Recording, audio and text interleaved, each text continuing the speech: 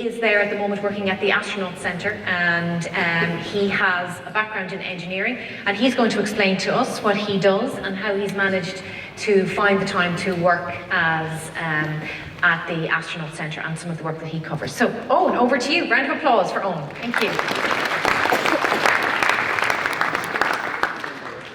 Hello. So I'm just going to talk to you a little bit about how I got into space, and then I'm going to talk to you as well about what I'm actually doing in the European Astronaut Centre. So I grew up in Kilmacanogue in County Wicklow, and nothing special about me, just played Gaelic football, just went to school in Bray, and after where you guys are in 5th and 6th year, I had to make a decision, and I didn't know what I wanted to do in college. So a lot of you guys are probably at the same. It was actually on the very last day, the CEO, that I actually decided what I wanted to do. My friend came up to me and said, you should look at engineering, and I actually asked him, what's that? I didn't know what engineering was, but I decided to go for it, and then I realised that was exactly where I should have been. I was very mechanically minded, and I ended up doing 3 years of mechanical engineering in UCD, and then I went on to do a 2 years master's. So that was my educational background, and when I finished in UCD, I kind of came to a decision in my life. Much like you guys, I had a lot of steps in my life. You do primary school, and then you go to secondary school, and then you go into college, do your undergrad, and you do your masters, and this is just a step that every Irish person takes, and they go through and through. And at the end of this, I had a job offer. I actually did an internship in Pampers Nappies, so I was working as an engineer making nappies. It was a really good paid job and great benefits, and that was my option to the left. The other option was to go to the right and do something different. And for me, that was a bit of travel. And because I love money, I took the job. No. I actually went off and I decided to do a bit of travel. So I went to Australia, and I did this for a little over a year. Australia's a crazy place. If you get the chance, go. They have animals that want to kill you every day of the week. I got to fly a plane. They have AFL. If you play Gaelic and you go travel, go play AFL. It's a crazy sport. But also, this is where we went to go see in Australia. It's a different country with different landscapes. But it was during this time in Australia, I'm not going to say I found myself, but I had a bit of time to think about what I wanted actually to do. And that path led me to space. And there was two main key factors that kind of made me take this decision. So the first was an influencer on YouTube. I don't know if anyone watches YouTube videos Smarter Every Day. It's an engineer. He has a little space series, and that really piqued my interest in space. So that was one reason that I started to look to space. But the second one is I was having a conversation at a family meal with my cousin, and I was talking to him about SpaceX, and I wasn't a space nerd, I was just having a conversation. And for 10 minutes I just kept talking to him, and he was pretty interested. And when I finished, my dad just turns to me and he says, now talk to him with that same passion about nappies. It was just silence. And I think that's when I realised that I really do want to work with something that I'm passionate about, and that's not just a good job. So I took the decision then and went, and like Orla and Niamh, I went to the International Space University. So that's in Strasbourg in France. And here they teach you a range of space things. So it's not just engineering. I know I'm an engineer, but as Orla was saying, you can be from anything. There was psychologists, there was doctors, there was engineers, architects, everything. And you study everything in this. We actually study medicine, how the body gets affected in space. We study space law. Apparently there's laws in space, so we do study that, and everything you can think of. You do some posters, you make videos, so it really was like, it opened up our eyes that space isn't just engineering, it's open to absolutely everything. So after ISU, I was lucky enough to get an internship in the European Astronaut Centre. And it sounds like I was just following Orla's footsteps, but I was doing the same thing. I got a job at Spaceship EAC. And this is some of the European Astronaut Centre. They have a full mock-up of the ISS Columbus module, where you can go inside and feel like an astronaut for a day and pretend. But a Spaceship EAC covers all these different topics, and this is just to give you an insight of what it looks like. Orla actually designed the setup for the... Orla did everything, she's great. She designed the setup for the lab, but it's very like googly type-esque office, so like it's not just like the techie companies have this, they're very open, and it's not like this big industry. It's kind of a really, really cool place to work. But they cover all these topics that Orla talked about, but just giving a little idea what some of them are. So they cover the CROPS project. What they're doing, they're trying to grow microbes in space.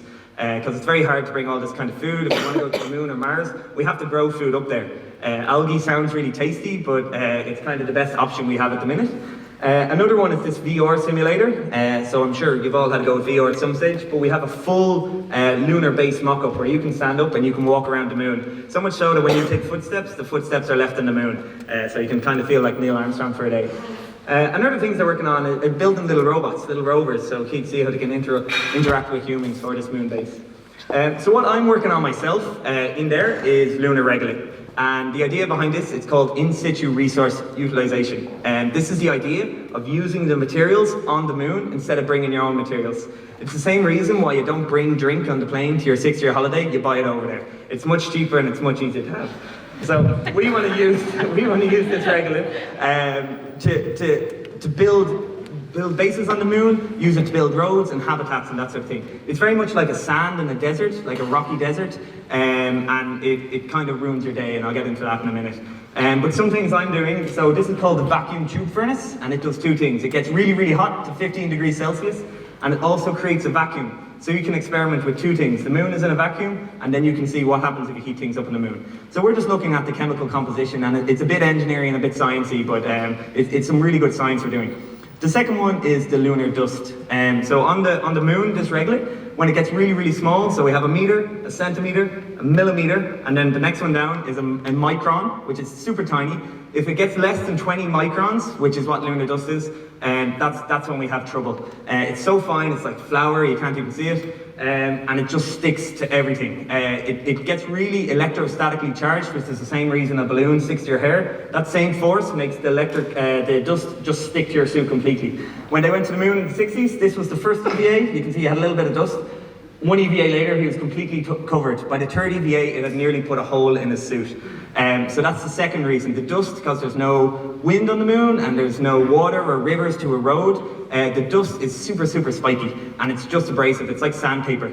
So when they brought the suits back into the Apollo module and left the moon, all the gravity was gone, all the dust floated into the air and got in their nose and their eyes, and it's just the worst sandy beach holiday you can imagine. So this is something we want to get rid of. So we're doing on a few different things. On the left here, we're looking at making a little coating so the dust won't actually stick to whatever you put up there in the first place. And the second here, this is called an electrostatic dust shield. What we're doing here is just putting 2000 volts through these little wire electrodes, and what it does is just repels the dust. This is a very early stage, so it's not great, but you can see it's kind of clearing the dust around. So that's the idea. That's kind of what we're working on to try and help us get to the moon and establish a base on the moon. So quick question by a show of hands. Who can name a European astronaut? Okay, a handful. That's perfectly okay. When I was your age, I couldn't name any astronauts. We actually have as we say, we're working in the European Astronaut Centre. There's loads of NASA astronauts. We know all the big famous Neil Armstrong, Buzz Aldrin, but we actually have our own astronauts. And because we're Irish and we're part of the European Union and the European Space Agency, we can apply to be astronauts. We can apply to work in the Space Agency, and we can do all this. So these are some of our current astronauts. So there's Samantha, who Orla was talking about. Tim Peake. He's actually an English astronaut, and he's very good, so you can look at he's a book out, it's very interesting. And Luca, he's an Italian astronaut who is currently on the ISS. So if you go onto Google and say spot the ISS, you can go out and look when it's going overhead. It looks like a shooting star, and you can actually see he's currently up there doing science, and you can see some of those videos. So it's good to know that as an Irish person, we have our own astronauts who help represent us, and we do have a European Space Agency. We're doing some of the stuff NASA's doing itself. So Orla talked about this. This is the training hall where they take astronauts from all around the world to train them on the ISS. This is the neutral buoyancy facility where they put them. Here's Tim Peake, the European astronaut who dive, and they practice in here because it simulates zero gravity. And if you're very lucky, you might actually get to go diving in it. I'm going to do my scuba diver license in there at the minute. But we also do lots of other things here. So it's mainly to look after the astronauts, and there's two aspects. One, to look after the health, to make sure they're healthy, they're up to date by the time they launch up on the rocket. But two, doing research into the human body in space. So what actually happens there? We know a lot, but we don't know everything. So this is one experiment we did where we wanted to see how does the human body actually run or walk when it's not on Earth's gravity. So the videos aren't sideways here. I'm actually sideways on a treadmill.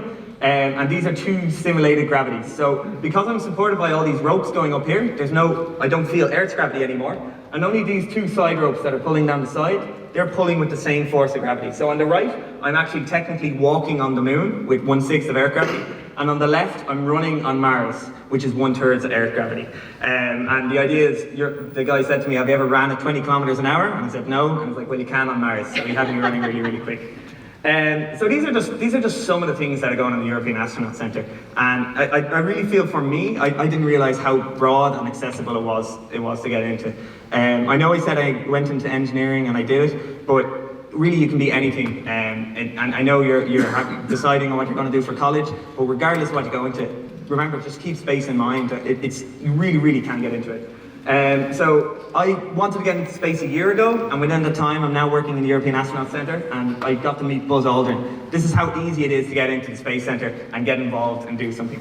If you ever want to come and have a tour, because I'm currently working there and I will be for the next while, email me or get on to one of the guys, and we give tours to everyone. So come in, I'll give you a tour around. You might meet an astronaut or two, get to see the pool and everything. And I'm not quite as big on Instagram, but I do throw up 1 or 2 videos every now and again. So thanks for being here. Thank you all.